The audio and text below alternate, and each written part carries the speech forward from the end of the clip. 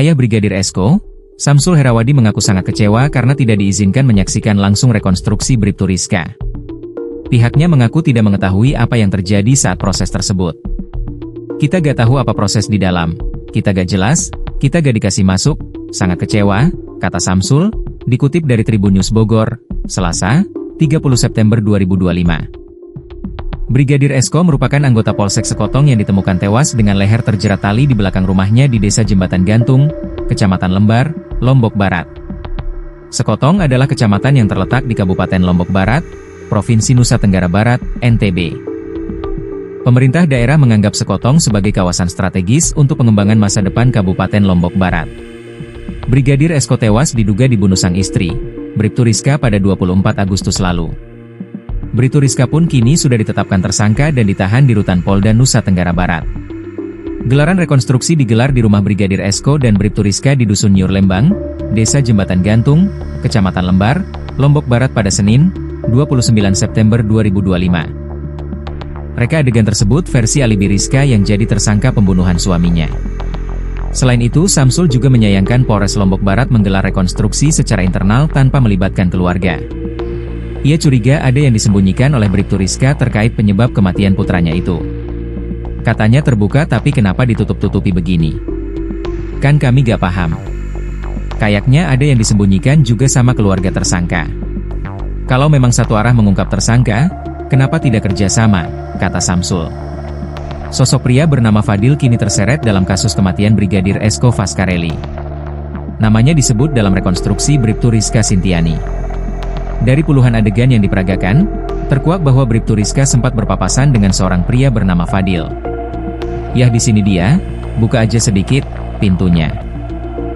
Rizka di sini ya? Di sini kamu kan? Tanya petugas ke Rizka. Pokoknya saya sempat papasan sama Fadil, kata Rizka.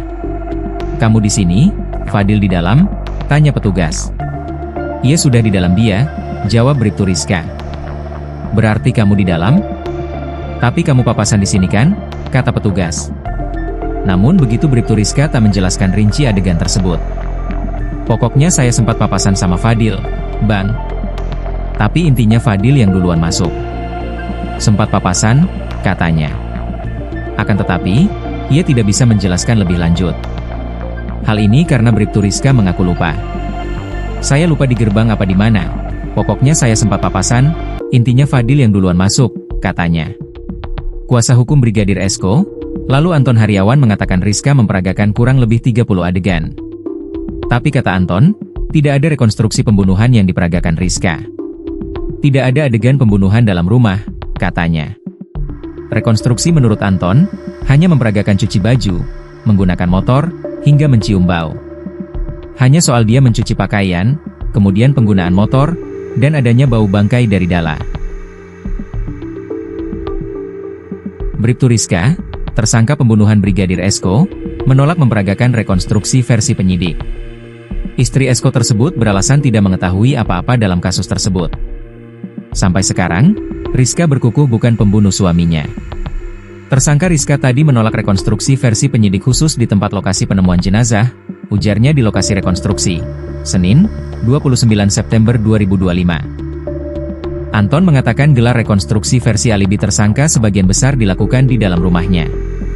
Ada puluhan adegan dengan menghadirkan 40 saksi. Rekonstruksi itu berlatar tanggal 19 Agustus 2025, 6 hari sebelum mayat Esko ditemukan.